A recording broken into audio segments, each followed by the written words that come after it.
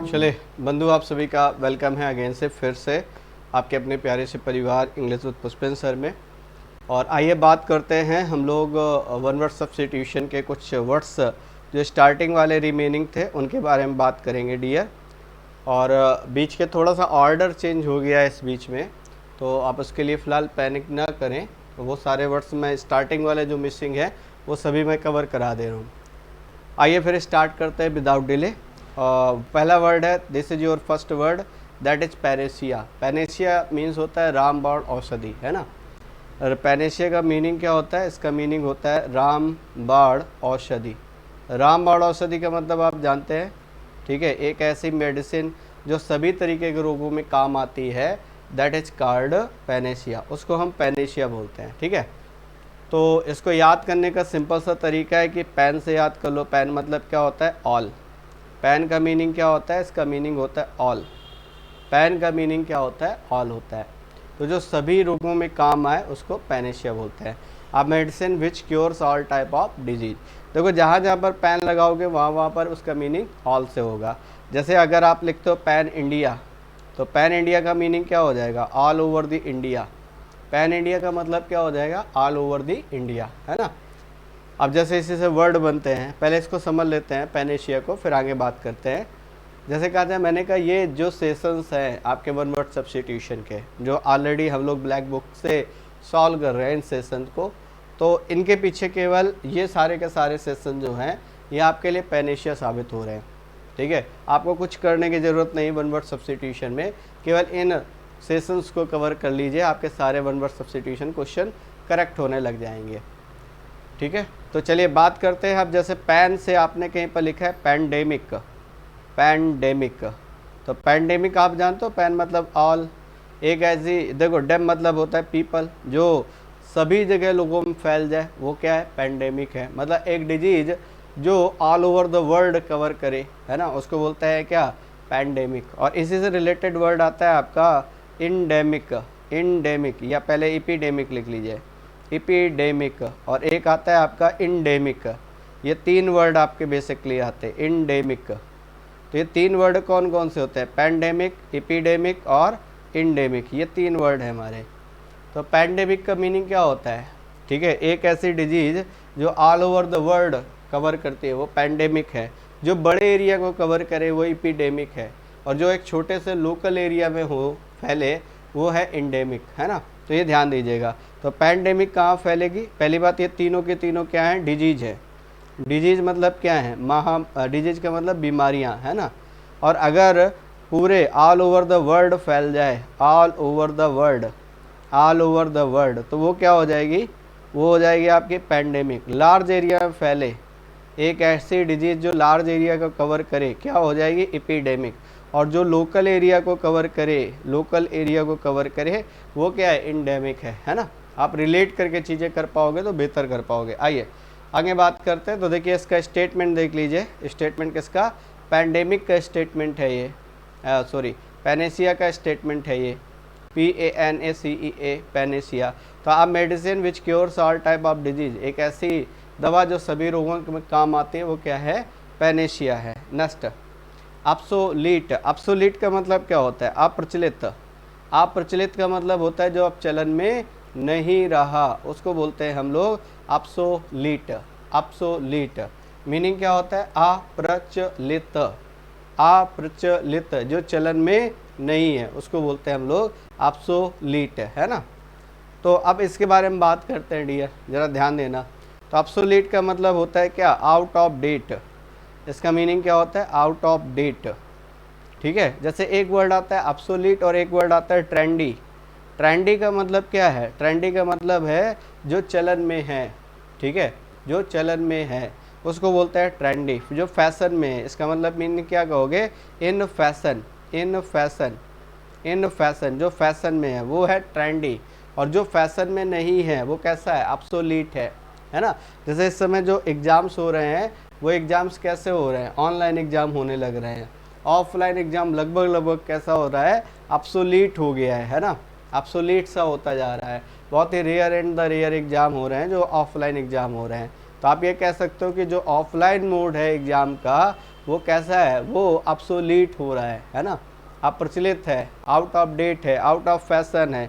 इसी को बोलते हो आप क्या, out of fashion, out of date, या फिर क्या बोलते हैं, out of fashion, out of fashion, या इसी को बोलते हैं साथ ही आउटडेटेड, जिसकी डेट निकल गई है वो कैसा है, आउटडेटेड है। या इसी को बोलते हैं साथ ही इम्पासे, इम्पासे, इम्पासे का मतलब क्या होता है, आप प्रचलित। पैसे अब कैसे हो गए, इम्पासे हो गए हैं, पैसे अब कैसे हो गए, इम्पासे हो गए हैं, ठीक है, चलन में नहीं रहे हैं, उनको बोलते हैं इम्पासे। तो याद रखिएगा कुछ वर्ड हैं आपके, जैसे इम्पासे हो गया, जैसे आपका कौन सा हो गया, आउटडेटेड हो गया, जैसे आपका ट्रेंडी हो गया, है ना, ये कुछ वर्ड्स हैं हमारे। आइए बढ़ते हैं अगले में। तो आउट ऑफ डेट इसको कह लोगे, किसको, ऑब्सोलीट को। नेक्स्ट एवियरी एक वर्ड आता है हमारा, नेक्स्ट वर्ड जिसके बारे में हमें डिस्कस करना है, दैट इज एवियरी, है ना। एवियरी का मीनिंग क्या होता है, पहले तो हम ये समझेंगे, AVIARY, ये जो वर्ड है आपका एवियरी, इसका मीनिंग, तो एक ऐसी जगह जहाँ पर हम बर्ड्स को रखते हैं, a place where birds are kept, that is called aviary. हालांकि स्टेटमेंट आपको ऑलरेडी दिया गया है। और अब बात करते हैं इसको याद कैसे करोगे, तो ये बात ध्यान देना, AVI वर्ड कहीं पर लगाते हो तो बेसिकली दो चीज़ों के लिए आता है, या तो वो बर्ड्स के लिए आएगा या फिर एरोप्लेन के लिए आएगा, एरोप्लेन के लिए आएगा, किसके लिए आएगा, एरोप्लेन के लिए आएगा। ये दो चीज़ों के लिए बेसिकली AVI वर्ड यूज करते हैं। और इसी से मिलता जुलता है API, अक्सर कंफ्यूज कराता है, तो ध्यान रखिएगा API जो आता है वो बीच के लिए आता है, और AVI जो आता है वो बर्ड्स के लिए आता है। तो एवियरी जो है एक ऐसी जगह है जहाँ पर बर्ड्स को रखा जाता है, आप place where birds are kept, उसको बोलते हैं एवियरी। अब इसी से वर्ड बनता है आपका एविएटर, ये वर्ड आप पढ़ते हो। एविएटर मतलब क्या होता है, पायलट को ही क्या बोलते हो, एविएटर बोलते हो। AVI मतलब फ्लाई से है, जो एरोप्लेन को फ्लाई करता है ना, वो कौन है, वो एविएटर है, पायलट है। और पीछे पढ़ चुके हो, चॉफर है, एविएटर है, नेविगेटर है, ये सारे वर्ड आप डिस्कस कर चुके हो। तो पायलट, पायलट का मीनिंग समझ में आ गया, जो एरोप्लेन को फ्लाई करता है उसको पायलट बोलते हैं। और इसी से यहीं पर एक वर्ड और सीखते हैं, जैसे एक वर्ड ये आता है आपका एपीकल्चर, एपीकल्चर, एपीकल्चर का मतलब क्या होता है, ठीक है। देखिए कहीं पर अगर आप कल्चर वर्ड लगाते हैं, पहले एविएटर का आप स्टेटमेंट देख लीजिए, एविएटर का स्टेटमेंट क्या है, एविएटर एवियरी का स्टेटमेंट क्या है, AVIARY। तो ये स्टेटमेंट है, आप place where birds are kept. जो लोग बहुत ही वीक हैं वो केवल वर्ड्स और सेंटेंस कर लें, एडिशनल इन्फॉर्मेशन ना करें, बहुत ही वीक हैं। लेकिन अगर आप थोड़ा सा भी चीज़ों को कनेक्ट कर पा रहे हैं, क्योंकि इंटरेस्ट तभी आपका बनेगा जब आप चीज़ों को कनेक्ट करेंगे, है ना। एक वर्ड एक शब्द से कभी वो कैब याद नहीं होती है, बार बार रिपीट करता हूँ मैं इस बात को। अब आगे बात करते हैं साथी, जहाँ पर कल्चर वर्ड लगा लेंगे, CULTURE, कल्चर। कल्चर का मतलब होता है प्रोडक्शन, कल्चर का मीनिंग क्या होता है, प्रोडक्शन होता है ना। तो अगर आपने AP कल्चर लिखा है तो कल्टीवेशन ऑफ बीज, ये आप कहेंगे। तो यहाँ पर क्या, जैसे आपने अभी कहा था AP कल्चर, AP कल्चर का मतलब क्या हो गया, इसका मीनिंग हो गया कल्टीवेशन ऑफ बीज, कल्टीवेशन ऑफ बीज, प्रोडक्शन ऑफ बीज, जो भी आप कहना चाहें, है ना। और इसी से देखो एक वर्ड और आता है हाइव, हाइव क्या होता है, मधुमक्खियों का छत्ता होता है जो स्वयं डिजाइन करती हैं, बीज अगर स्वयं डिजाइन करें उसको हम हाइव बोलते हैं, ठीक है। और इसी तरीके से अगर हम बात करें कि एपियरी क्या है, तो एक ऐसी जगह जहाँ बीज को रखा जाता है, एपियरी साइड लिख दिया है मैंने ऑलरेडी, एपियरी नहीं लिखा है, तो देखो एपियरी लिख लो अगला पॉइंट। एपियरी का मतलब क्या होता है, जहाँ पर बीज को रखा जाता है, एपियरी। तो इसका मतलब क्या हो गया, अ प्लेस फॉर बीज, अ प्लेस फॉर बीज। एपियरी और एवियरी में कंफ्यूज कराएगा तो ध्यान रखना, अ प्लेस फॉर बीज, ठीक। तो ये 3 4 5 वर्ड है, इनको ध्यान रखना। आइए आगे चलते हैं। एपिटफ, एपिटफ का मतलब क्या होता है, एपी का मतलब अपॉन होता है, किसी चीज़ के ऊपर, है ना। तो एपिटफ, टैप कर दिया है आपने, वर्ड्स को टैप कर दिया है, वर्ड्स लिख दिए है ना, तो इसी को बोलते हैं एपिटफ। कब्र या समाधि पर लिखे हुए अक्षर, उसको बोलते हैं एपिटफ। तो ये एपिटफ का मतलब होता है, जैसे मान लो ये कोई टॉम्ब है, ये कोई टॉम्ब है या ग्रेव है, ये ग्रेव है या फिर टॉम्ब है, और इसमें क्या मेंशन है, इसमें व्यक्ति का नेम मेंशन है, इसमें व्यक्ति की DOB मेंशन है, व्यक्ति की DOD मेंशन है। तो ये क्या है, ये एपिटफ है, एपिटफ है। वर्ड्स इंस्क्राइब्ड ऑन ग्रेव और टॉम्ब, कब्र या समाधि पर लिखे हुए अक्षर क्या कहलाते हैं, एपिटफ कहलाते हैं, है ना। तो ध्यान रखिएगा, एपिटफ का मतलब कब्र या समाधि पर लिखे हुए अक्षर। जैसे एपिग्राफ आता है, शिलालेख आता है, एपिग्राफ, एपिग्राफ, एपिग्राफ, इसका मतलब मीनिंग क्या होता है? ये कब्र या समाधि पर लिखे हुए अक्षर, कब्र पर लिखे हुए शब्द, लिखे हुए शब्द, क्लियर। और ये क्या है आपका? एपिग्राफ, शिलालेख जिसको आप बोलते हो, अशोक के शिलालेखों की आप बात करते हो, शिलालेख, है ना। तो ये बात ध्यान रखिएगा, एपिग्राफ और एपिटफ में अंतर है। आगे बात करते हैं डियर। तो देखो ये क्या कह रहा है, वर्ड्स इंस्क्राइब्ड ऑन ग्रेव और टॉम्ब। ये स्टेटमेंट लिखा है किसका? हमारा एपिटफ का। एपिटफ का मीनिंग क्या है? वर्ड्स इंस्क्राइब्ड ऑन ग्रेव और टॉम्ब, कब्र या समाधि। ग्रेव या टॉम्ब का मतलब कब्र या समाधि होती है। जैसे आप वो मूवी देखे होगे सनम तेरी कसम, उसमें क्या है कि वो जो पर्सन है, ठीक है, वो जो नायिका है, और उसकी डेथ के बाद पेड़ पर उसको क्या बना दिया जाता है? उसके एक तरीके से एपिटफ कर दिए जाते हैं, है ना, वर्ड्स इंस्क्राइब कर दिया जाता है, उसके नीचे उसकी ग्रेव या टॉम्ब बना दी जाती है ना। तो याद रहेगा। आइए आगे चलते हैं। इनकरेजिबल, अब देखिए इनकरेजिबल को तोड़िए आप, 3 जगह से आप तोड़ सकते हैं, आसान वर्ड है। I N courage able, able मतलब होता है योग्य, करेज मतलब करेक्ट करना, करेक्ट करना, और आई एन मतलब क्या हो गया? नॉट, जो करेक्ट करने योग्य नहीं है उसको बोलते हैं incorrigible. That can not be corrected, जिसको हम सही नहीं कर सकते हैं वो कैसा है? वो इनकरेजिबल होता है। That can not be corrected, है ना। जैसे हमारा जो पास्ट रहा है हम उसको नहीं करेक्ट कर सकते, उसमें जो हमारी गलतियां हो गई, जो हमसे मिस्टेक्स हो गई, वो हम उनको रेक्टिफाई नहीं कर सकते। दैट इज कॉल्ड इनकरेजिबल, है ना, जिसको करेक्ट ना किया जा सके, जिसको रेक्टिफाई ना किया जा सके। और बड़ी अच्छी बात है कि अगर आप अपने प्रेजेंट को सही रखते हैं, प्रेजेंट में आप बेहतर रहते हैं, तो आपका पास्ट भी बेहतर होता है और आपका फ्यूचर भी बेहतर होता है। तो हमें प्रेजेंट में जीना चाहिए, प्रेजेंट को सही करना चाहिए, पास्ट और फ्यूचर ऑटोमेटिक सही होंगे, क्योंकि जो अभी प्रेजेंट है वो कुछ समय बाद पास्ट होगा, और प्रेजेंट पास्ट सुधरेंगे तो ऑब्वियस सी बात है आपका फ्यूचर बेहतर होगा, ब्राइट होगा। आइए आगे चलते हैं, बात करते हैं यहाँ पर that can not be corrected, जिसको ठीक ना किया जा सके, जिसको सही ना किया जा सके। हिंदी में बोलता जाता हूँ, हिंदी कई बार लिखता नहीं हो, तो हिंदी अगर आपको दिक्कत है तो नोट कर लिया करो, लिख लिया करो। इनएविटेबल, देखिए किसी वर्ड के साथ I N, I M, I R, I L लगाते हो, उसका मीनिंग नॉट से होता है। किसी वर्ड के पहले प्रफिक्स के तौर पर I M, I N, I R, I L, ये सारे वर्ड लगाते हो प्रफिक्स के तौर पर, तो मीनिंग किसका देता है? वो मीनिंग नॉट का देता है। जैसे इनएविटेबल, इसका मतलब जो चीज़ वैसे तो अगर आप देखोगे तो नेगेटिव बन गया, चूँकि आई एन लगा है, तो जो चीज़ इतनी वाइटल है कि जिसको आप टाल नहीं सकते, अवॉइड नहीं कर सकते, ठीक है। जैसे कहा जाए डेथ एक इनएविटेबल ट्रुथ है, ठीक है, मृत्यु जो है वो सुनिश्चित है, चाहे हमारी हो, चाहे आपकी हो, चाहे किसी थर्ड पर्सन की हो, है ना। तो ये क्या है? डेथ इनएविटेबल है ना। जैसे आप बहुत अच्छी अच्छी आप कहानियाँ पढ़ते हैं, ठीक है, और उनमें आपको मिलता है कि कोई पर्सन जो बहुत ज़्यादा एरोगेंस है, जिसको बहुत घमंड है कि मैं हूँ, ठीक है, और अल्टीमेटली जैसे यूजी मेंडियास अगर आप पढ़ेंगे, एक पीवी शैली की बड़ी अच्छी सी अच्छा सा वर्क है यूजी मेंडियास, किंग्स ऑफ किंग, है ना। उसको बड़ा अहंकार होता है। किस बात का अहंकार होता है? कि मैं जो हूँ मतलब मैं ही हूँ, मुझे कोई डिस्ट्रॉय नहीं कर सकता, मुझे कोई नष्ट नहीं कर सकता। इस बात का उसको क्या है? ईगो है, बोस्टफुलनेस है ना। तो एक दिन डेथ आती है और सारी चीज़ें चकनाचूर हो जाती है ना। तो वही है इनएविटेबल, मतलब that can not be avoided, जिसको हम क्या नहीं कर सकते? अवॉइड नहीं कर सकते, जिसको हम टाल नहीं सकते हैं, that can not be avoided. याद रखिएगा। क्लस्ट्रोफोबिया, फोबिया की बात कर लेते हैं साथी। देखिए किसी वर्ड के साथ अगर आप फोबिया लगाते हैं तो इट मीन्स क्या होता है? फोबिया, फोबिया मीन्स होता है साथी फियर। फोबिया का मीनिंग होता है सर फियर, है ना। और कैसा फियर? ये होता है सर, इसको केवल फियर ना लिखो, इसको लिखो unreasonable fear, unreasonable fear, unreasonable fear. एक ऐसा फियर जिसका आप रीजन ना बता पाए। अनरीजनेबल मतलब जिसको आप डिस्क्राइब ना कर पाए, है ना, वो होता है अनरीजनेबल। तो the fear that is unreasonable, जिसका हम रीजन नहीं बता सकते हैं, वो कैसा है? वो अनरीजनेबल है, ठीक है।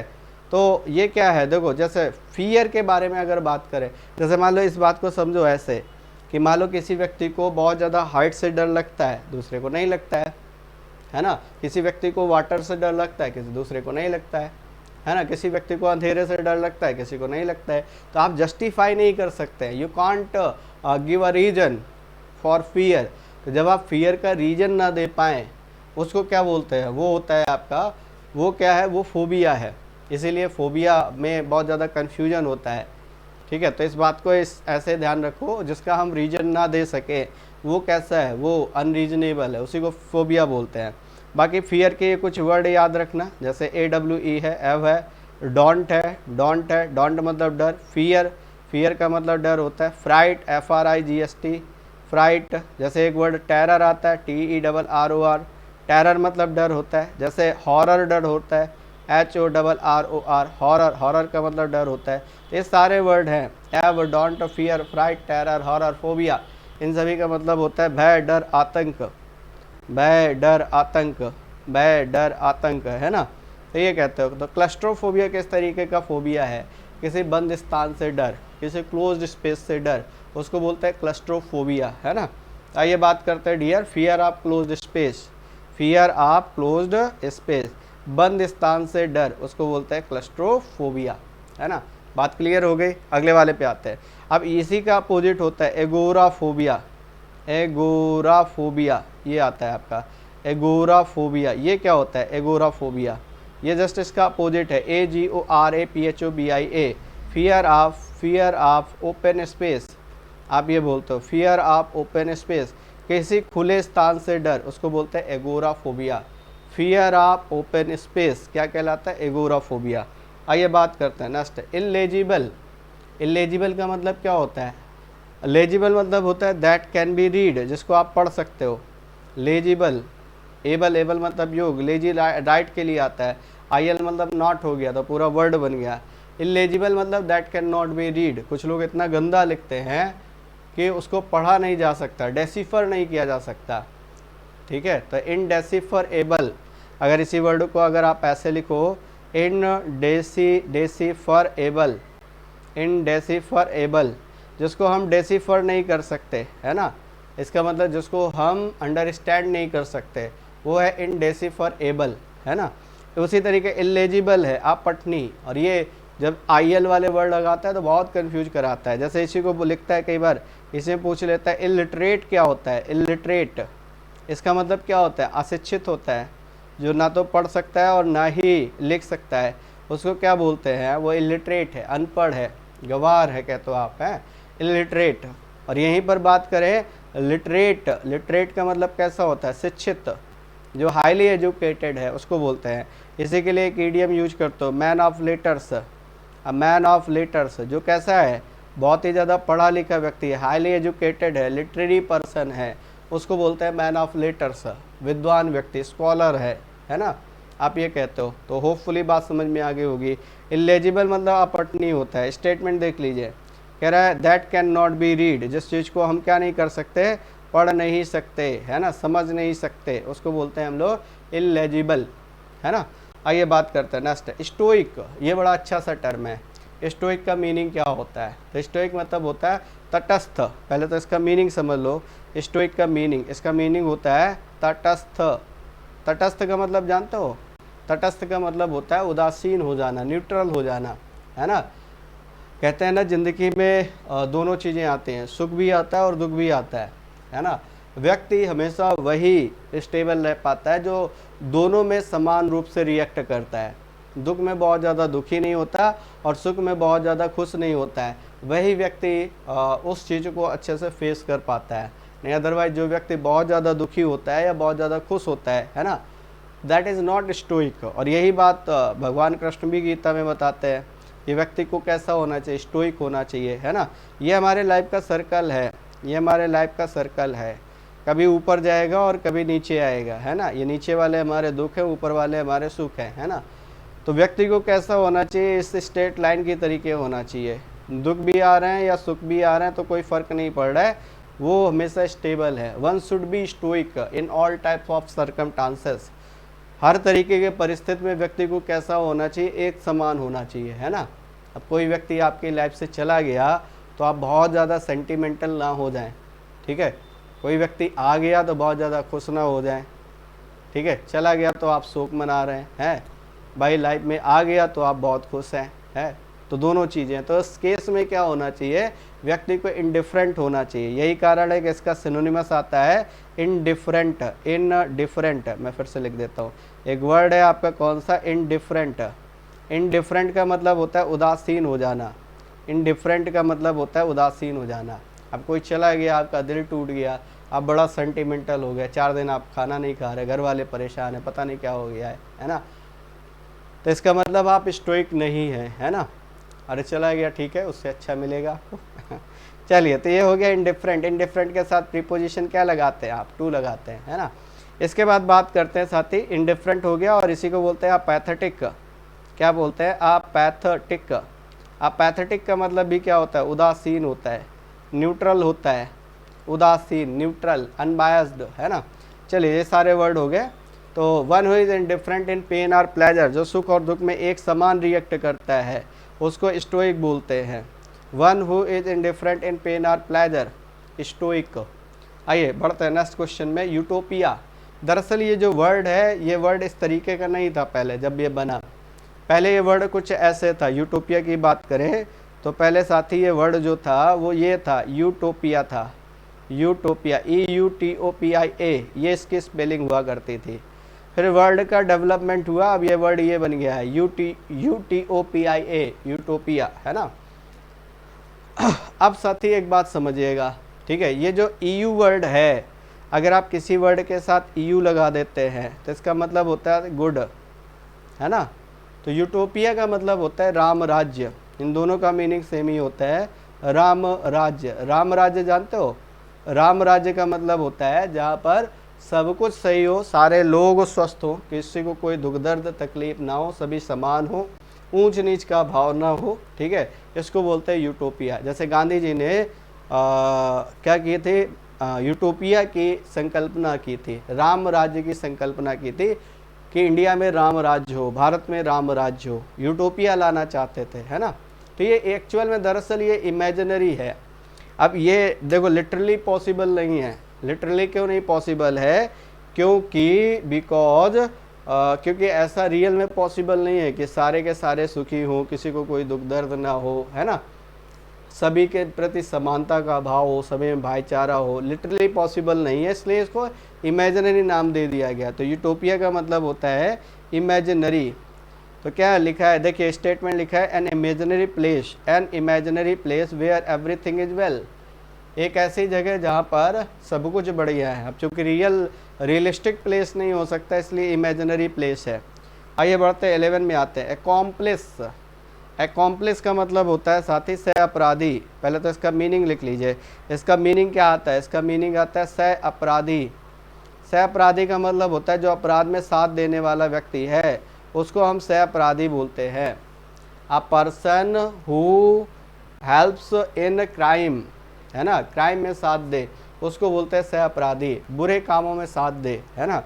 तो ये क्या कहते हैं, देखो, और एक एकॉम्प्लिस आपका ये होता है ACCOMPLISH, किसी चीज़ को अचीव कर लेना, किसी चीज़ को कंप्लीट कर लेना, ये होता है आपका एकॉम्प्लिस। एकॉम्प्लिस मतलब होता है फुलफिल कर लेना, कंप्लीट कर लेना, ये इसका मीनिंग होता है। टू अचीव, अचीव भी इसका वर्ड हो जाएगा, ACHIEVE, अचीव। तो एकॉम्प्लिस, अब इस वर्ड को याद भी कर सकते हो, ये देखो PLOIC लिखा है, ये पुलिस के से थोड़ा मिलता जुलता है, तो आप इसको कह सकते हो एकॉम्प्लिस। पुलिस किसको पकड़ेगी, जो सह अपराधी होगा, अपराध में साथ देने वाला होगा उसको, है ना। तो ये SH वाला है पूरा करना, C वाला है अपराधी, दोनों ध्यान रखना। आइए बढ़ते हैं, तो one who is partner in crime. One who is partner in crime, जो क्या है, क्राइम में पार्टनर है, उसको बोलते हैं हम लोग क्या, एकॉम्प्लिस, है ना। आइए बात करते हैं एल्ट्रिस्ट। एल्ट्रिस्ट का मतलब होता है एक ऐसा व्यक्ति जो कैसा है, परोपकारी है, उसको बोलते हैं एल्ट्रिस्ट। एल्ट्रिस्ट मतलब होता है परोपकारी। एल्ट्रिस्ट का मीनिंग होता है परोपकारी। एल्ट्रिस्ट का मीनिंग होता है परोपकारी, है ना। तो अब इसको कैसे याद करोगे, ये जो आर्ट वर्ड है, ALT वर्ड है, इसका मीनिंग होता है अदर। ALT का मतलब अदर होता है। IST का मतलब कॉमन नाउन होता है। IST का मतलब होता है कॉमन नाउन। तो एल्ट्रिस्ट का मतलब क्या होता है, a person who helps others, जो दूसरों की मदद करता है, है ना, उसको बोलते हैं अल्ट्रिस्ट। और इसी को बोलते हैं साथ ही समैरिटन। क्या बोलते हैं? Samaritan, Samaritan. अब अल्ट्रिस्ट में बहुत सारे नाम ले सकते हो आप कहते हो भाई जो मदर टेरेसा थे, जो नेल्सन मंडेला रहे, है ना, ये कैसे थे? अल्ट्रिस्ट थे। ये मानवता जाति के लिए जिए, मानव जाति के लिए, अपने लिए नहीं जिए। ऐसा इंसान जो सिर्फ अपने लिए सोचता है इगोइस्ट होता है, इगोटिस्ट होता है, इगोसेंट्रिक होता है। लेकिन एक ऐसा व्यक्ति जो दूसरों के लिए जीता है, दूसरों के लिए अपना जीवन न्यौछावर करता है, दैट इज अल्ट्रिस्ट, समैरिटन, है ना। सोरोसूद का नाम आप ले सकते हो, है ना।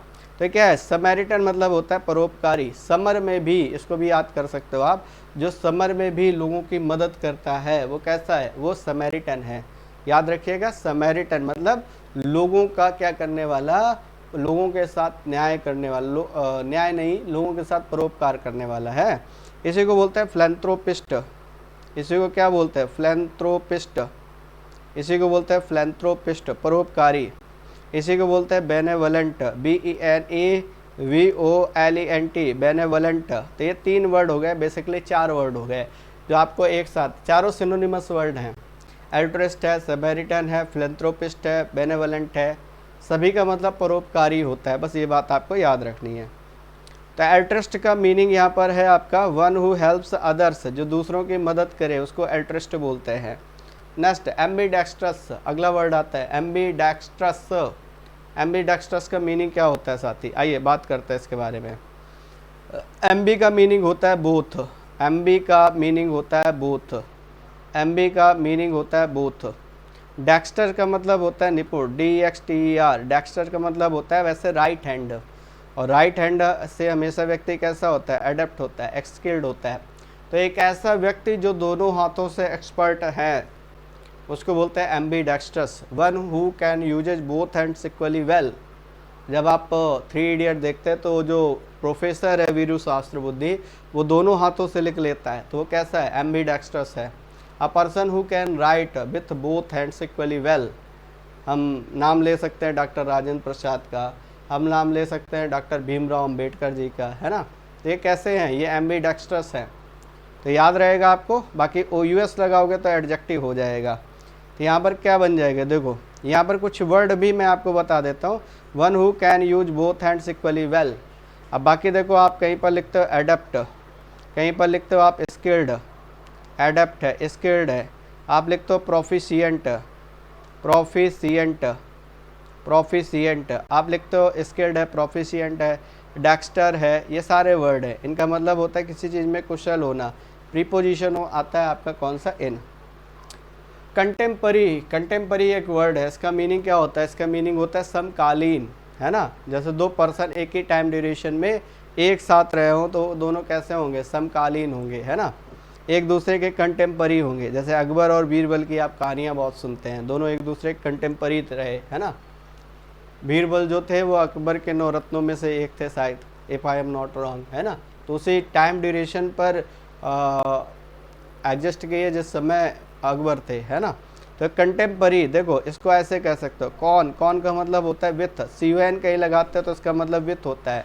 और टेम्पो का मतलब क्या होता है? टाइम होता है। टेम्पो अगर लगाते हो तो इसका मीनिंग टाइम होता है। तो विथ टाइम मतलब एक ही समय पर। अब आप कहते हैं जैसे सचिन और सौरभ दोनों साथ साथ खेले, है ना, तो क्या दोनों कैसे हैं? कंटेम्परी हैं, है ना। आप इंग्लिश लिटरेचर से भी कुछ ले लीजिए कोई नाम। जैसे आप बात करते हो रोमांटिक एरा वाले कुछ पोएट्स जो थे, ठीक है, वो एक ही ड्यूरेशन पर, जैसे आप बात करते हो ST कॉलेज की और विलियम वर्ड्सवर्थ की, तो रोमांटिक एरा से बिलोंग करते हो, लगभग एक ही ड्यूरेशन पर दोनों रहे, तो दोनों कैसे थे? कंटेम्परी थे। तो belonging to the same time, देखो इसका स्टेटमेंट हमने क्या लिखा है साथी? Belonging to the same time, एक ही समय से बिलोंग करने वाले 2 पर्सन कंटेम्परी होते हैं। आइए इनऑडिबल, अगला वर्ड है हमारा इनऑडिबल, इसके बारे में बात करते हैं। देखो ऑडियो वर्ड साउंड के लिए आता है, you know very well. Audio word किसके लिए आता है? साउंड के लिए आता है। ऑडिबल अगर केवल इतना लिखा जाए तो ऑडियो प्लस एबल, एबल मतलब योग्य, ऑडियो जो सुनाई दे, है ना। तो कोई भी चीज़ ऐसी जो सुनाई दे वो कैसे ऑडिबल है ना। और इनऑडिबल का मतलब क्या होता है? IN का मतलब होता है नॉट, तो that can not B heard, जिसको आप सुन नहीं सकते उसको बोलते हैं इनऑडिबल, मैं आपको कोई बड़ा बढ़िया सा एग्जांपल बताता हूँ कि दो महिलाएं बात कर रही हों और आप बगल में बैठे हो, है ना। आप यकीन मानो कि आपको एक शब्द, मतलब शब्द तो छोड़ो, एक लेटर आपको पता चल जाए कि आपने मतलब किस बारे में बात हो रही, क्या बात हो रही, भनक लग जाए तो बड़ी बात है। तो मतलब क्या है, इनऑडिबल है, उनके उनके द्वारा जो बातचीत है वो आपको सुनाई नहीं दे रही, ठीक है। चलिए, तो that can not B heard, ये आप कह रहे हो, that can not B heard, जिसको सुना ना जा सके वो कैसा है, इनऑडिबल है। चलिए, ये कुछ वर्ड्स थे हमारे, और इसके अलावा भी आपके कुछ वर्ड्स शायद मेरे ख्याल से, if I am not wrong, कि 31 से आपके कुछ बाकी थे। वर्ड्स की बात करें तो 31 से भी शायद आपके कुछ वर्ड्स बाकी थे, तो आइए उनके बारे में बात कर लेते हैं। 31 से 40, और 40 से ऑलरेडी तो लगातार हो चुके हैं आपके, 30 से 31 से बाकी थे, तो आइए इनके बारे में बात कर लेते हैं, इनको भी कवर कर लेते हैं हम लोग। वर्ड है कार्टोग्राफर। कार्टोग्राफर का मतलब क्या होता है, कार्ट का मतलब मैप होता है, ग्राफ का मतलब होता है डिजाइन, तो जो मैप डिजाइन करने वाला इंसान है उसको क्या कहते हैं, कार्टोग्राफर कहते हैं। इसको तोड़ो पहले, आप कैसे तोड़ पाओगे सर, कार्ट, कार्ट का मतलब मैप होता है, और ग्राफ मतलब होता है डिजाइन, GRAPH, डिजाइन, राइट, जो भी आप लेना चाहो। तो यहाँ पर क्या हो जाएगा, one who draws map or make maps. जैसे इसको, और एक वर्ड होता है आर्किटेक्ट, एक पर्सन ये होता है आर्किटेक्ट। आर्किटेक्ट भी क्या होता है, एक तरीके से मैप बनाने वाला, लेकिन one who designs map for buildings, जो बिल्डिंग का मैप बनाता है स्पेशली हाउसेस का, उसे बोलते हैं आर्किटेक्ट। तो मीनिंग क्या हो जाएगा, one who designs map, one who designs map for buildings,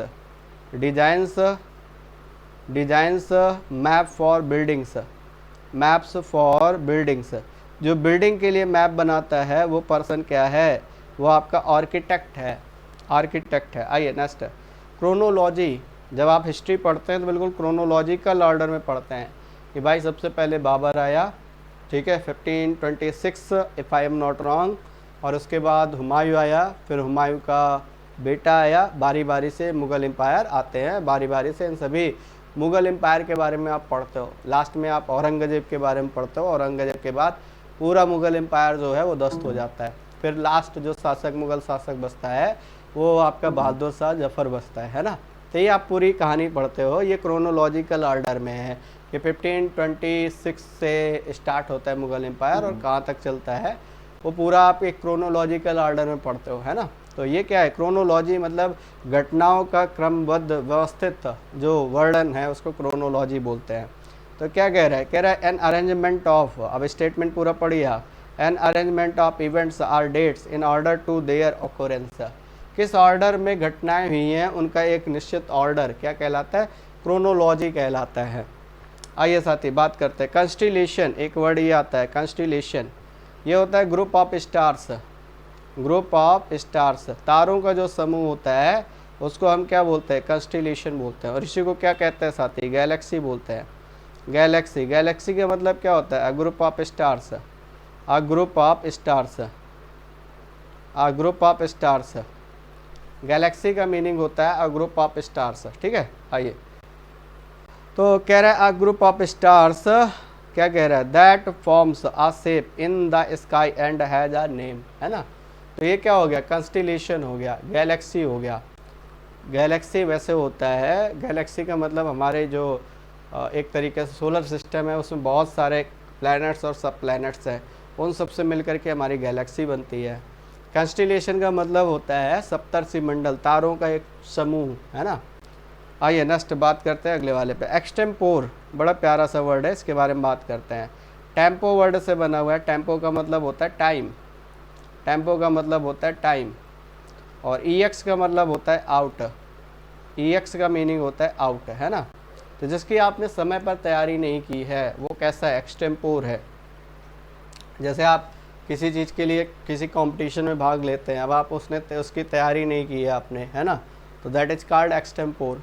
जैसे आपको कहा जाए सडनली कि आपको 2 अक्टूबर के ऊपर स्पीच देना है, ठीक है, आप पहले से प्रिपेयर्ड नहीं हैं, तो कैसा स्पीच देंगे, एक्सटेम्पोर स्पीच देंगे, है ना। तो speech without preparation, a speech which is made without preparation, है ना, उसको बोलते हैं एक्सटेम्पोर। एक ऐसा स्पीच जो बिना किसी प्रीवियस तैयारी के दी जाए उसको एक्सटेम्पोर बोलते हैं। क्लियर है बात, समझ आ रही है? तो एक्सटेम्पोर मतलब विदाउट प्रीवियस प्रिपरेशन, उसको बोलते हैं एक्सटेम्पोर। ठीक है, तो समय रहते जिस चीज़ के आप तैयारी कर लें। देखो, अगर आप समय को वैल्यू देंगे तो समय आपको वैल्यू देगा, है ना।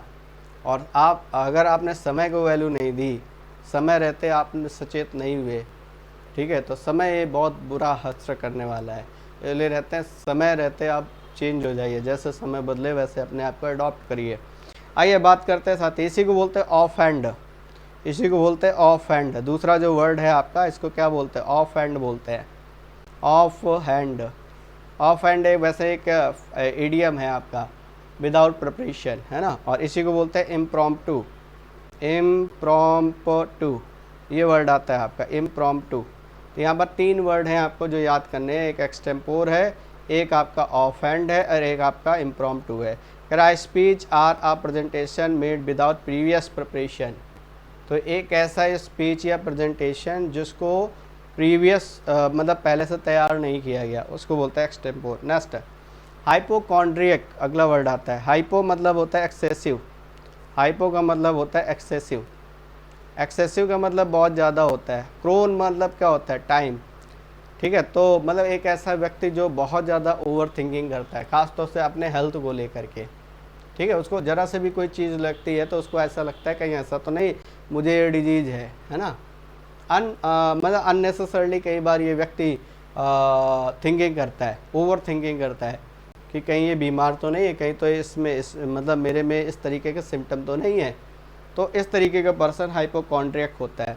तो अब इसका स्टेटमेंट देख लीजिए आप, पूरा क्लियर हो जाएगा। अ person who suffers from an imaginary illness, इसलिए इसको इमेजिनरी इलनेस में बोल रहा हूँ, है ना। अ person who is abnormally anxious about his health, अनावश्यक तरीके से चिंतित रहता है। नेक्स्ट हाइपोक्राइट, इसकी स्पेलिंग गलत है, इसको करेक्ट करिएगा आप। ये स्पेलिंग नहीं होगी इसकी स्पेलिंग होगी HYPOCRITE। हाइपोक्राइट मीन्स होता है पाखंडी या ढोंगी, इसका मीनिंग होता है पाखंडी या ढोंगी, है ना। पाखंडी मतलब जो पाखंड करता है, दिखावा करता है, उसको बोलते हैं हाइपोक्राइट। जिसने हाइप क्रिएट कर रखी है अपने बारे में, है ना। जैसे कुछ हमारे संत महात्मा, ठीक है, जो कहने के लिए तो संत और महात्मा हैं, ठीक है, लेकिन रियल में उनका फिगर कुछ और था, जिन्हें हाइप क्रिएट कर रखी थी, है ना। अब बात कर रहे हैं किसकी, आपको पता है, बात कर रहे हैं हम राम रहीम की, है। तो या ये कैसे है? हाइपोक्राइट है, पाखंडी है, ढोंगी है, और नकाब लगा रखा है चेहरे पर, आप ये कह सकते हो। इम्पोस्टर इन्हीं को बोलते हैं, क्या कहते हो? इम्पोस्टर। इम्पोस्टर का मतलब भी क्या होता है? पाखंडी या ढोंगी होता है, ध्यान रखिएगा। इम्पोस्टर जिसने चेहरे पर पोस्टर लगा रखा है ना, याद करने के लिए सिंपल सा। मास्क्यूरेड है वैसे एक वर्ड आता है, मास्क्यूरेड। मास्क्यूरेड का मतलब भी क्या होता है? ढोंगी या पाखंडी, चेहरे पर मास्क लगा रखा है, नकाब लगा रखा है, याद करना आपके लिए आसान हो जाएगा। तो इम्पोस्टर है, हाइपोक्राइट है, चार्टर है, मास्क्यूरेड है। आइए बात करते हैं अगले वर्ड में। देखो तो ये इसका स्टेटमेंट लिखा है साथी, a person pretending to be somebody he isn't, जो है नहीं होने का दिखावा कर रहा है। इटिनररी, इटिनररी का मतलब होता है घुमक, ये पहले तो इसको ये करो, इटिनरेंट। इटिनरेंट, इटिनरेंट मीन्स क्या होता है? जो घुमक्कड़ है, घुमक्कड़ है, घूमने वाला है, घुमक्कड़ है, घूमने वाला है। जैसे एक वर्ड आता है वैगाबॉन्ड, वैगाबॉन्ड जानते हो आप? वैगाबॉन्ड मतलब होता है बंजारे, ये भी घूमने वाले होते हैं। जैसे आप कहते हो पिलग्रिम, PILGRIM, पिलग्रिम, ये क्या होते हैं? ये तीर्थयात्री होते हैं। ये क्या होते हैं? ये तीर्थयात्री होते हैं, है ना। तो ये 3 वर्ड आप बेसिकली यहाँ पर ध्यान रख सकते हो। इटिनरेंट का मतलब होता है घुमक्कड़, है ना। घुमक्कड़ मतलब जो घूमता रहता है ना, ठीक है, उसको बोलते हैं घुमक्कड़। जैसे आप एक पढ़ते हैं, राहुल सत्यनारायण एक राइटर हुए जो लिखते हैं, अथा तो घुमक्कड़ जिज्ञासा, घूमने की इच्छा, है ना। कहते हैं ना, चीज़ें आप कई बार टीवी पर देखते हैं, बुक में देखते हैं, बुक में पढ़ते हैं, लेकिन कई बार जब आप उस जगह पर जाते हैं और वहाँ जो देखते हैं, वो जो एक्सपीरियंस है वो कहीं मतलब कई गुना बेहतर एक्सपीरियंस है। वो एक्सपीरियंस आपको जीवन पर्यंत याद रहने वाला एक्सपीरियंस होता है। जब आप किसी प्लेस पर खुद जा कर के विजिट करते हैं तो वो एक्सपीरियंस रादर देन बुक्स में पढ़ने के, है ना। तो ये है इटिनरेंट, घुमक्कड़। इटिनररी आप जानते हो, यात्रा वृत्तांत। जब आप किसी टूर एंड ट्रेवल वाले के पास जाते हैं तो वो आपको इटिनररी देता है कि भाई ये प्लान है और इतना इतनी कॉस्टिंग है, सारी चीज़ें बताता है, वे बिल बताता है, ठीक है, ये सारी चीज़ें हैं। देखो वैगाबॉन्ड मतलब बंजारे होते हैं जिनका कोई फिक्स घर नहीं होता, उनको वैगाबॉन्ड बोलते हैं, जो जगह जगह स्टे करते रहते हैं, चलते रहते हैं, ठीक है, जीवन यूं ही कट जाता है उनका। और इटिनरेंट आपको पता ही चल गया, पिलग्रिम तीर्थ यात्री होता है, जो तीर्थ स्थानों का भ्रमण करता है, केवल तीर्थ स्थानों पर जाता है, उसको पिलग्रिम बोलते हैं। आइए बात करते हैं। A plan of a journey including the route and places that you visit, है ना, ये पूरे को हम लोग क्या बोलते हैं, इटिनररी बोलते हैं साथी। नेक्स्ट क्लेप्टोमनिया, लेप्टोमनिया वैसे इसको पढ़ेंगे, है ना। तो ये जो वर्ड है आपका लेप्ट, KLEPT, इसका मतलब किससे होता है, चोरी से होता है ना। लेफ्ट का मतलब किससे होता है, स्टीलिंग से होता है, थीप से होता है, ये कह सकते हो। मनिया मतलब होता है डिजायर। तो जैसे आप ये कह सकते हो क्लेप्टोमनिया मतलब एक ऐसी टेंडेंसी जहाँ पर हर एक, मतलब आप हमेशा हाथ साफ करने के फिराक में रहें, है ना। कि जैसे आपने वो मूवी देखी होगी रावड़ी राठौर, है ना, उस मूवी में क्या है कि वो जो एक्टर है और को एक्टर है, ठीक है, दोनों के दोनों क्या करते हैं, जगह जगह जा करके चोरी करते हैं, उनके अंदर क्लेप्टोमनिया है, ठीक है। कई बार तो हम अननेसेसरली ही हाथ साफ कर देते हैं, किसी होटल में स्टे किया, वहाँ की टॉवल ले आए, वहाँ की शैम्पू ले ली, है ना, ये क्या है, एक क्लेप्टोमनी। अच्छा, इसी से वर्ड बनता है आपका क्लेप्टोफोबिया, लेप्टोफोबिया, लेप्टोफोबिया, फोबिया, इसका मतलब क्या होता है, फियर ऑफ स्टीलिंग। इसको क्या कहोगे, इसको कहोगे fear of stealing, fear of stealing, इसको बोलते हो आप फियर ऑफ स्टीलिंग, है ना। और इसी तरीके से क्लेप्टोक्रेसी अगर लिखोगे, अगले आगे लिख देता हूँ मैं, तो ये क्या कह रहा है, पहले स्टेटमेंट पढ़ लीजिए। कह रहा है a person with a strong desire to steal. और बाकी यहाँ पर अगर हम बात करें तो एक वर्ड ये आता है आपका लेप्टोक्रेसी। क्रेसी मतलब रूल होता है, तो किनका rule by thieves, rule by thieves, चोरों की सरकार आप कहते हो ना, चोरों की सरकार है ना। आइए नेक्स्ट 39, मिंट। मिंट का मतलब टकसाल होता है, एक ऐसी जगह जहाँ पर क्वाइन बनते हैं उसको हम मिंट बोलते हैं, टकसाल बोलते हैं, ठीक है। तो ये वर्ड जो है इसको पहले समझिए आप, मिंट का मतलब होता है टकसाल। टकसाल का मीनिंग क्लियर हो गया होगा, एक ऐसी जगह जहाँ पर क्वाइन बनते हैं। A place where coin is made, a place where coin is made, ये वर्ड बनता है आपका, a place where coin is made, है ना। जैसे एक पर्सन होता है आपका मिंट मैन। मिंट मैन का मतलब क्या होता है, जो बहुत ही धनी आदमी है, धनाढ्य आदमी है, उसको बोलते हैं हम लोग। तो क्या कह रहा है, a place where money is coined by authority of government, सिक्के डाले जा रहे हैं, सिक्के बनाए जा रहे हैं, ठीक है, गवर्नमेंट की अथॉरिटी से। आइए मिसोजेनिस्ट, एक ये वर्ड है आपका मिसोजेनिस्ट। इससे देखो पहले तो ये समझ लो, मिस का मतलब हेट होता है, मिशियन रूट वर्ड होता है, इसका मीनिंग होता है हेट। गायनी का मतलब फीमेल होता है, गायनी वर्ड होता है, ये फीमेल के लिए आता है। एंड्रो वर्ड आता है, एंड्रो वर्ड किसके लिए आता है, मेल के लिए आता है, andro male, gyne female, andro male, है ना। और इसी तरीके से एंथ्रो वर्ड आता है, ANTHRO, एंथ्रो का मतलब मैन काइंड होता है, एंथ्रो का मीनिंग क्या होता है, मैन काइंड होता है, ह्यूमन बीइंग होता है, ठीक है। तो ये सारे वर्ड हैं आपके। IST मतलब कॉमन नाउन होता है, IST मतलब कॉमन नाउन होता है। अच्छा गम, गम मतलब होता है, लाइफ में गम कब आते हैं, जब मैरिज हो जाती है, लाइफ में गम कब आते हैं, जब मैरिज हो जाती है, गम। तो होपफुली ये सारे वर्ड आपको क्लियर होंगे। अब इससे वर्ड देखिए, मिस मतलब हेट, गायनी मतलब फीमेल, IST मतलब कॉमन नाउन। तो नारी जात से घृणा करने वाला व्यक्ति क्या कहलाता है, मिसोजेनिस्ट। अच्छा इसी को अगर आप ऐसे लिखते हो मिजोगमिस्ट, तो इसका मतलब क्या हो गया, शादी से घृणा करने वाला। आपने लिखा मिसएंथ्रोपिस्ट, मिसएंथ्रोपिस्ट। अब बाकी हिंदी लिख लीजिएगा, मैं स्पेस नहीं है यहाँ पर, मैं लिख नहीं पा रहा हूँ। मिसएंथ्रोपिस्ट का मतलब क्या हो गया, जो मानव जाति से घृणा करे। जैसे आप लिखते हो मिसोलोजिस्ट, मिसोलोजिस्ट ज्ञान से घृणा करने वाला। ये सारे वर्ड हो गए आपके। अब इन्हीं का अपोजिट अगर आप लिखते हो, देखो तो पहले इसका स्टेटमेंट लिख दो, misogynist, a person who dislike women. जैसे आपने वो हार्दिक पांड्या वाला केस सुना होगा, जब वो काफ़ी व्युत्करण में जाते हैं, है ना, तो कुछ ऐसे स्टेटमेंट देते हैं जिसके बाद लोग उनको मिसोजेनिस्ट कहना चालू कर देते हैं। अब बाकी यहाँ पर बात करते हैं साथी, एक आता है आपका फिलोगेमिस्ट।